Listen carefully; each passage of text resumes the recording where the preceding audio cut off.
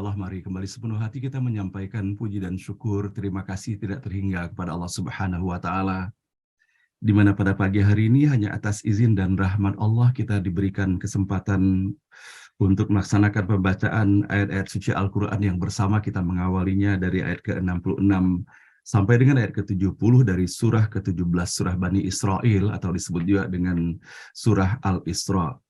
Mudah-mudahan Bapak dan Ibu atas segala perjuangan, kesabaran, ikhtiar di dalam kita menyiapkan diri dan melaksanakan pembacaan ayat suci Al-Quran ini, semoga Allah Subhanahu wa Ta'ala membukakan pintu rahmat, barakah, hidayah, dan ridhonya untuk kita semua. Amin ya Rabbal Alamin.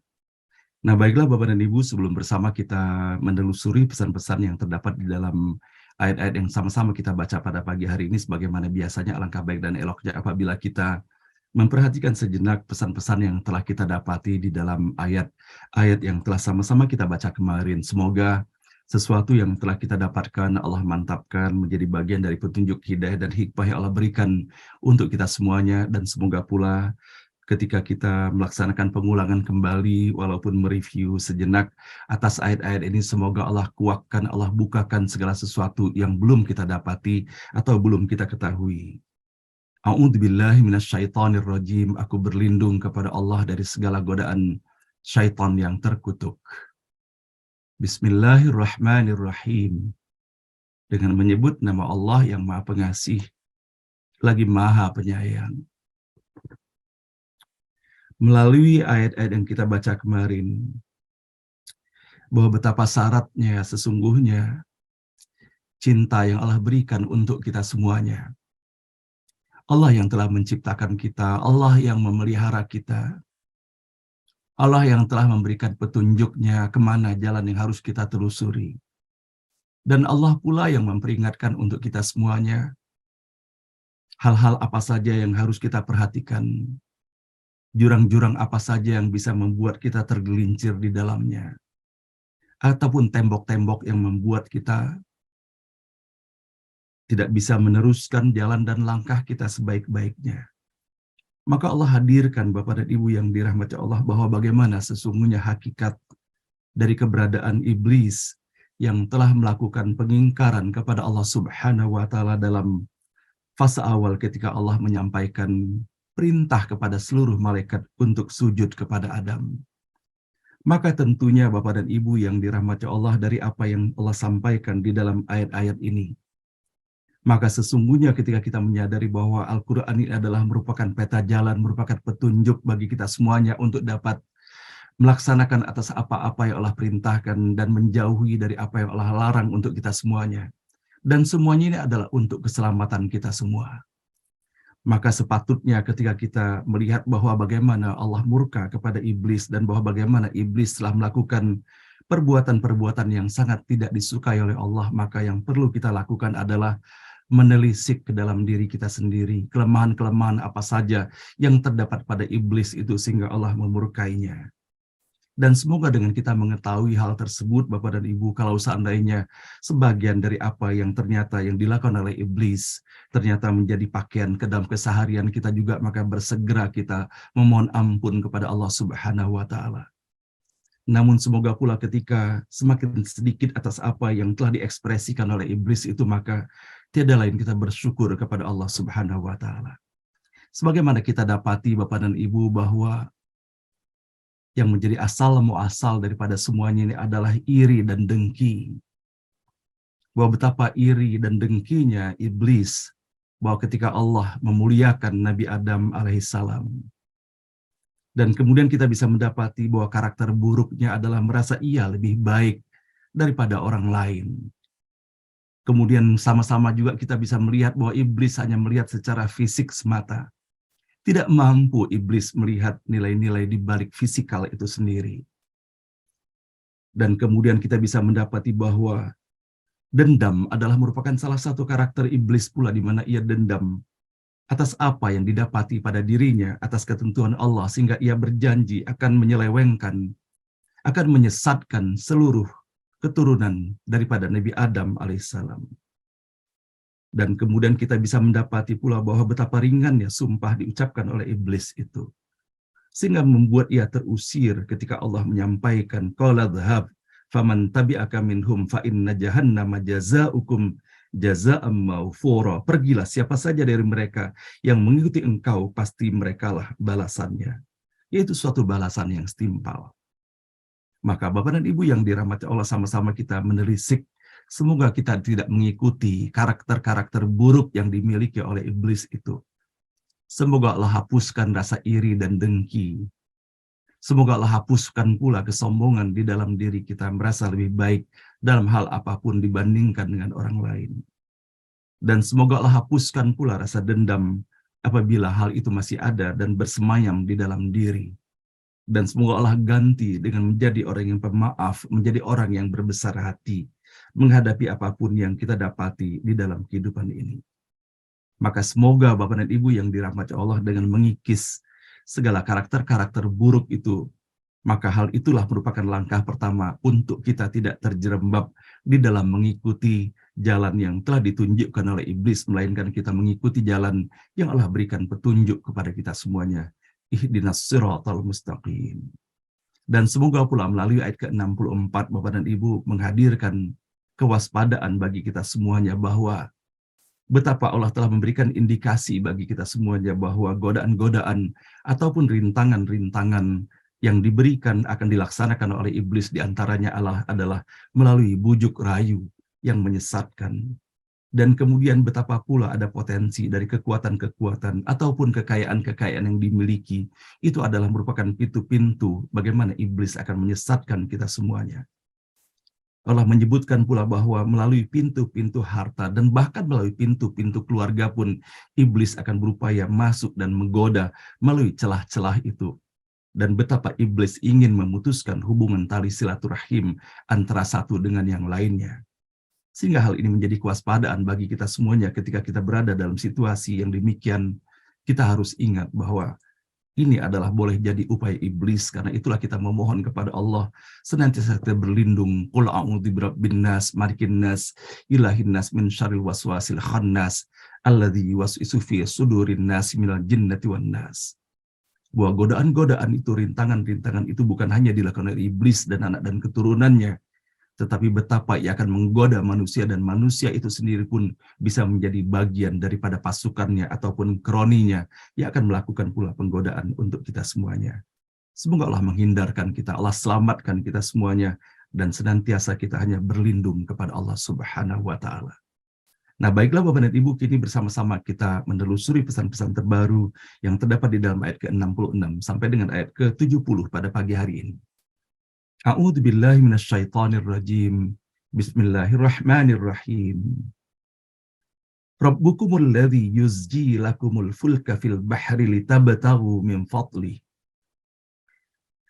Tuhanmu lah yang membuat kapal berlayar lancar bagimu mengarungi lautan, supaya kamu dapat mencari karunia-Nya. Innahu kana bikum rahima. Sesungguhnya Tuhanmu Maha Pengasih kepadamu. Ayat ke-67. Wa idza massakumud durru fil bahri dhalla man tad'una illa iyyah. Falamma najjakum ilal barri a'radtum wa kanal insanu kafura. Bila kamu menghadapi bahaya di laut, mereka yang kamu seru selain Allah, mereka lenyap meninggalkan kamu. Tetapi bila kamu diselamatkan sampai di darat, kamu berbalik belakang dari Dia, dari Allah. Manusia sungguh tidak suka bersyukur. Ayat ke-68. Afa amintum ay yakhsifa bikum janibal barri aw yursila alaikum hasiba thumma la tajidu lakum wakila. Sudah merasa amankah kamu bahwa Dia tidak akan membuat kamu tertelan ke dalam tanah? Kamu sudah berada di darat, atau Dia tidak akan mengirimkan badai besar dengan hujan batu sehingga tiada siapapun yang dapat menolong kamu? Ayat ke-69. Am amintum ayyu'idakum fihi taratan ukhra fayursila alaikum qasifa qasifan minar rihi fayughriqakum bima kafartum thumma la tajidu lakum alaina bihi tabi'a. Ataukah sudah merasa aman kamu bahwa dia tidak akan mengulangi untuk kedua kalinya bagimu di laut dan mengirimkan angin ribut kepadamu, lalu mengaramkan kamu karena keingkaranmu. Lalu tak ada lagi penolong bagimu menghadapi kami. Ayat ke-70. Walaqad karramna bani Adam wa hamalnahum fil barri wal bahr wa razaqnahum minat thayyibati wa faddalnahum ala katsirin mimman khalaqna tafdila. Kami telah memberi kehormatan, kemuliaan kepada anak-anak Adam. Kami lengkapi mereka dengan sarana angkutan di darat dan di laut. Kami beri mereka rezeki dari segala yang baik, dan kami utamakan mereka melebihi sebagian besar makhluk yang kami ciptakan. Shadaqallahul Azim, Maha benar dan Maha agung Allah dengan segala firman-Nya. Kembali pada pagi hari ini, Bapak dan Ibu, kita mendapati bahwa bagaimana Allah memberikan tuntunan kepada kita semuanya untuk betul-betul menjadikan setiap diri kita menjadi hamba Allah yang sadar. Sadar akan keberadaan diri kita dan sadar pula akan lingkungan. Betapa pada pagi hari ini Allah memberikan gambaran kepada kita semuanya untuk memperhatikan segala sesuatu yang berada di seputar kita. Untuk memperhatikan segala sesuatu yang boleh jadi selama ini kita hanya menjalani begitu saja, tetapi tidak menyadari secara hakikat bahwa sesungguhnya sedang menikmati apakah kita dan bagaimana sesungguhnya hakikat keberadaan diri kita sendiri. Kalau saja kita memperhatikan pada pagi hari ini bagaimana Allah mengingatkan kepada kita semuanya media, yaitu media lautan ataupun media daratan itu sendiri. Bukankah Bapak dan Ibu kita menyadari bahwa dalam kehidupan kita sehari-hari, kita mencari karunia Allah untuk keselamatan, untuk kebahagiaan kita. Kebahagiaan kehidupan dunia, dan boleh jadi juga kita telah menempatkan kebahagiaan dalam kehidupan akhirat di dalamnya. Bukankah hanya ada dua wilayah yang kita jalani, kita berada di darat ataupun di laut, dan termasuk pula tentunya berada di udara ketika kita sedang menikmati fasilitas penerbangan itu sendiri. Ketika kita bersama-sama merenungkan mengenai keberadaan diri kita, ketika kita berada di lautan, bukankah kita berpindah dari satu tempat ke tempat yang lain? Radius sekecil apapun sesungguhnya yang kita jalani di muka bumi ini, kita berpindah sesungguhnya. Dan berpindah itu di buminya Allah. Allah yang telah menyiapkan bumi sehingga kita bisa menjalaninya. Sebagaimana halnya pula ketika kita menikmati dalam berkendara itu sendiri, tidak akan mungkin kita bisa menikmati kenikmatan berkendara itu kalau tidak melalui media, yaitu jalan-jalan yang Allah telah sediakan untuk kita di muka bumi ini. Ataupun ketika kita menikmati perjalanan wisata misalnya, ataupun kita mengunjungi sanak dan saudara kita dan kita menikmati perjalanan itu, apakah perjalanan laut dan udara, maka sesungguhnya itu Allah yang telah menyediakan semuanya itu untuk kita. Nah, maka pada pagi hari ini Allah mengingatkan kepada kita semuanya bahwa betapa rentannya keberadaan diri kita. Allah mengingatkan keberadaan kita bahwa kita sukacita, kadang-kala lupa diri di dalam sukacitanya kita. Sehingga kita baru mengingat Allah dan menyampaikan takbir ataupun menyampaikan istighfar ketika ujian itu mulai menghampiri kita. Hal inilah boleh jadi Bapak dan Ibu yang kita alami, dan saya ingin menyampaikan pesan ini kepada diri saya. Dan setiap kita menyampaikan pesan ini kepada diri kita masing-masing. Bagaimana fenomena kehidupan yang kita jalani selama ini?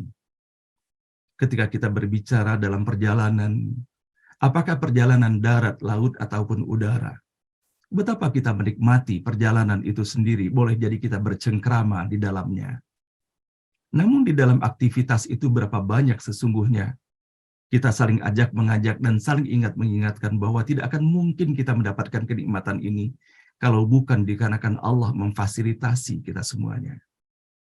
Namun ironinya seringkali terjadi bahwa kita baru ingat dan sadar keberadaan Allah Subhanahu wa Ta'ala ketika kemudian terjadi sesuatu dalam perjalanan itu sendiri yang mendadak sontak membuat kita menghentikan segala aktivitas kita, dan boleh jadi tertawa kita pun seketika menghilang ketika itu.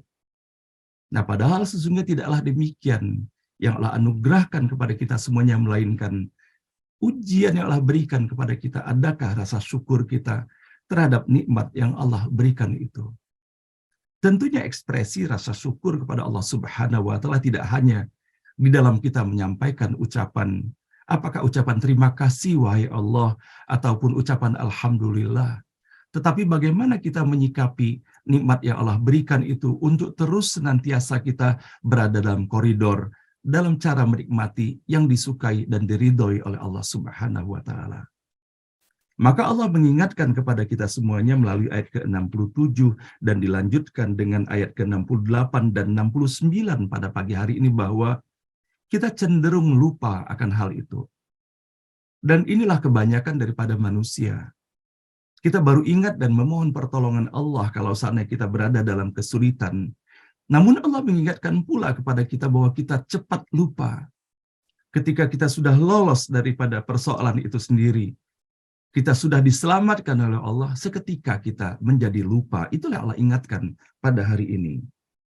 Dan hal ini pun Bapak dan Ibu, kalau misalnya kita ingat dan memperhatikan secara sesama, bahwa ayat yang kita baca pada pagi hari ini sepatutnya tidak menjadi asing lagi bagi kita. Dikarenakan kita telah menelusuri dahulu ketika kita bersama-sama membaca di dalam ayat ke-22 dan ayat ke-23 pada surah Yunus.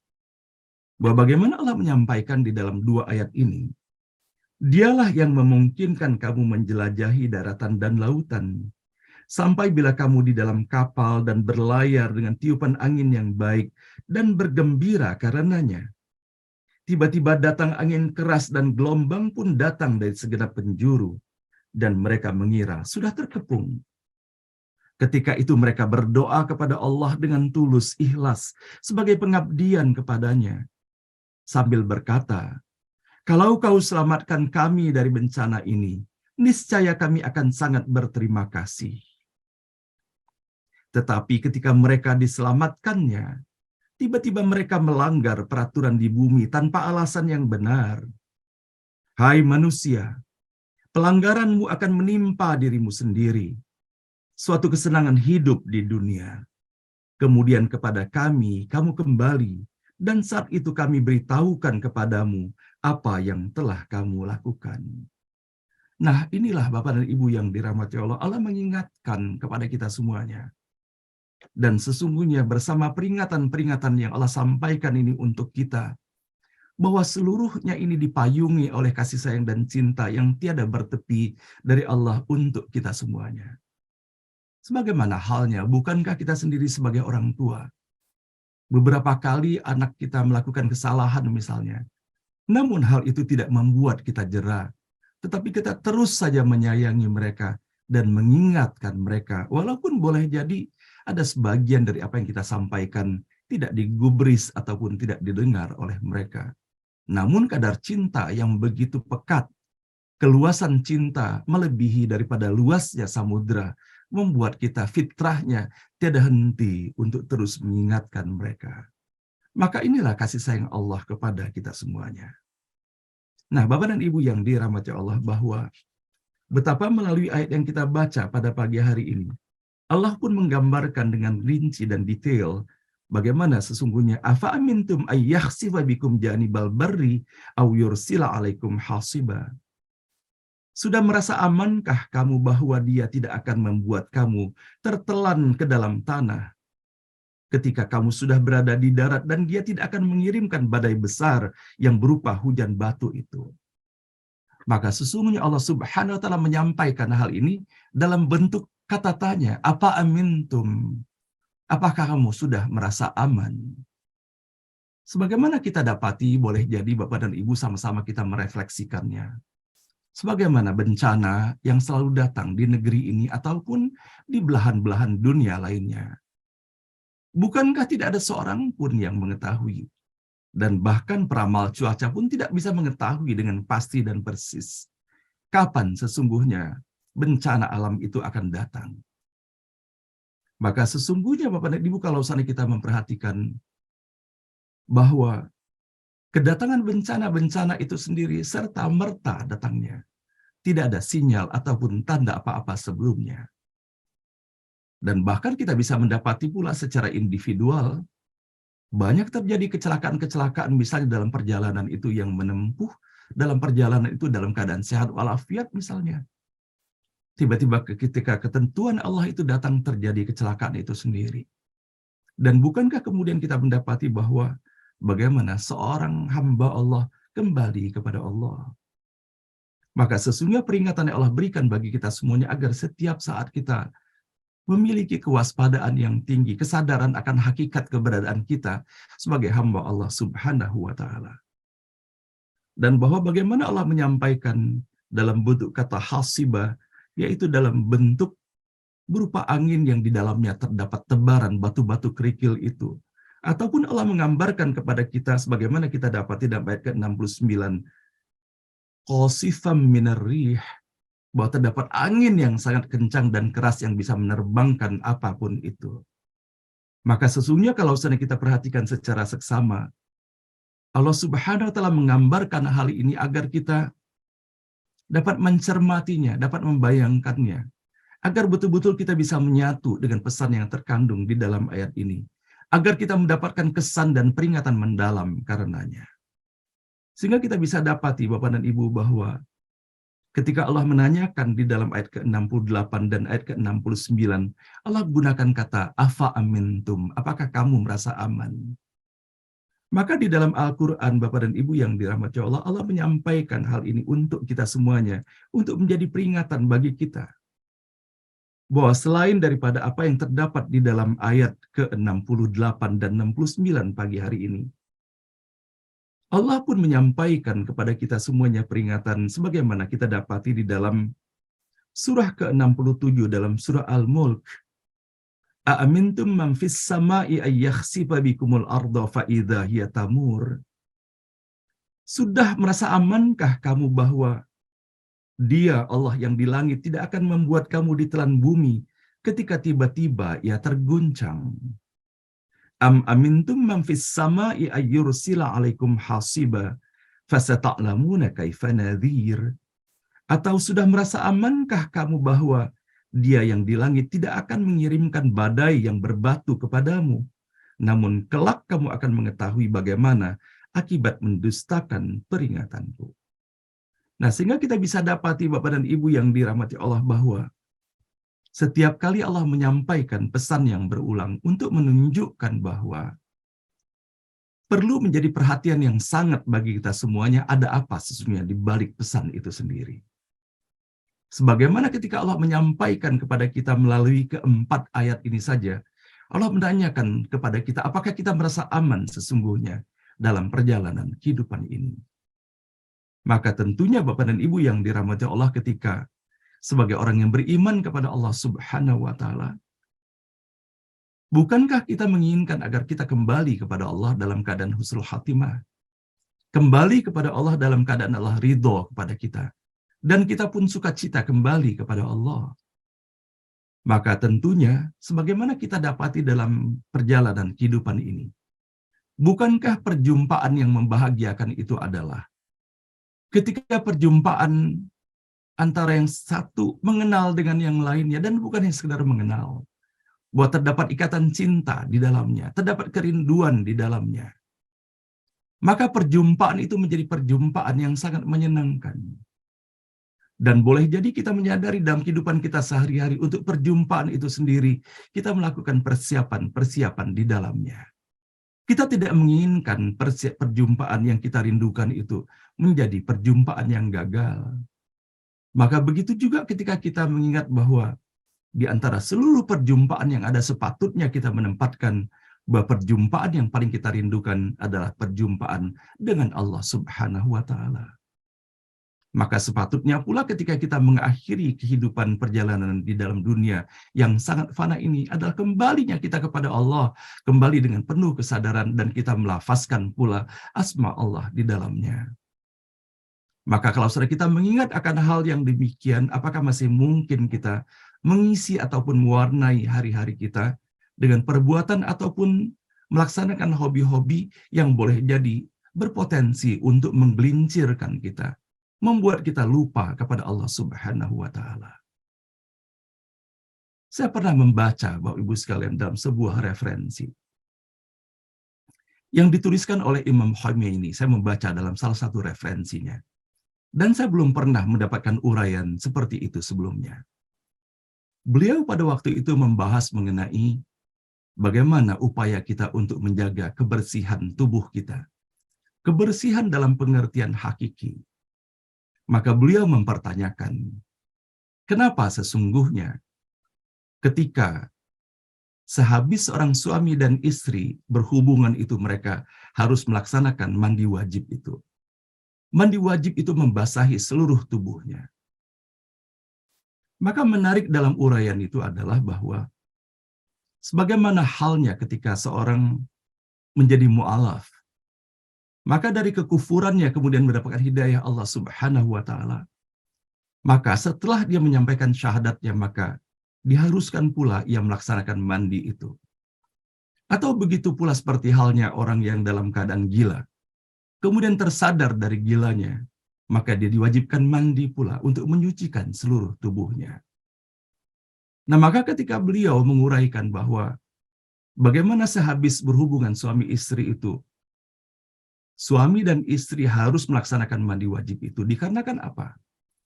Dikarenakan dalam proses hubungan itu sendiri, kemungkinan sangat besar bahwa lupa mereka menyebut asma Allah di dalamnya.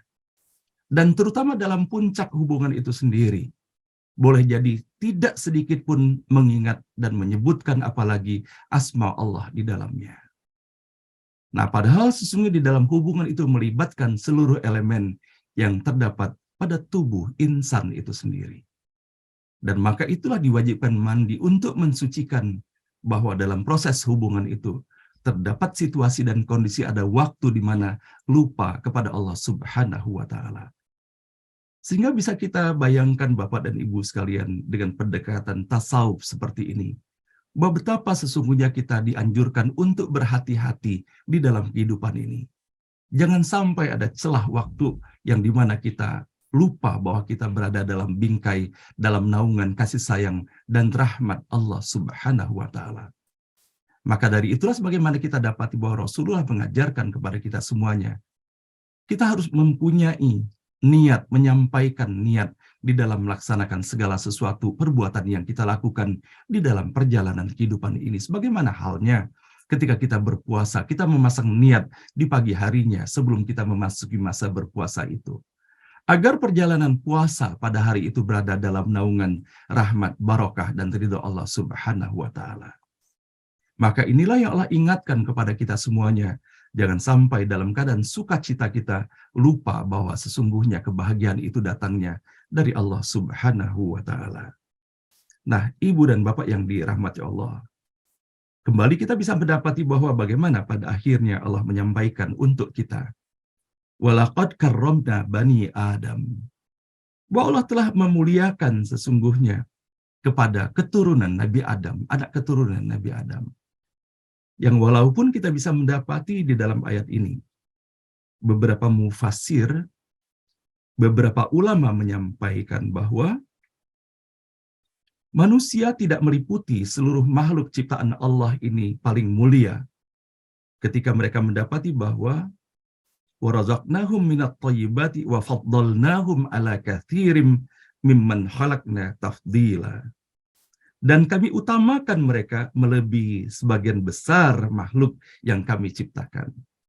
Nah, beberapa ulama menyampaikan bahwa ternyata ada sebagian kecil dari makhluk yang Allah ciptakan itu, mereka lebih mulia daripada manusia itu sendiri. Namun tentunya dalam hal ini, Bapak dan Ibu yang dirahmati Allah, bukan masalah kita membanding-bandingkan mulia mana antara kita dengan siapapun makhluk yang ada di muka bumi ini. Maka tentunya siapakah yang paling mulia di sisi Allah? Inna akramakum indallahi atqakum. Bahwa yang paling mulia di sisi Allah itu adalah yang dilihat itu dari ketakwaannya kepada Allah. Bukan jenis makhluk itu sendiri, dan bukan ditentukan oleh laki-laki atau perempuannya, dan tidak ditentukan oleh suku apapun, tetapi kriterianya tunggal adalah yang dimuliakan di sisi Allah adalah yang ketakwaannya kepada Allah Subhanahu wa Ta'ala. Maka dari itulah beberapa mufasir menyampaikan bahwa sebagian yang bisa lebih mulia daripada manusia, walaupun sedikit, tidak sebagian besar daripadanya adalah para malaikat. Di kalangan malaikat hanyalah melaksanakan ketaatan semata kepada Allah Subhanahu wa Ta'ala. Nah, Bapak dan Ibu yang dirahmati Allah, ketika kita berbicara mengenai walaqad karramna, bahwa pada hakikatnya Allah telah memuliakan keberadaan umat manusia yang merupakan keturunan Nabi Adam alaihissalam.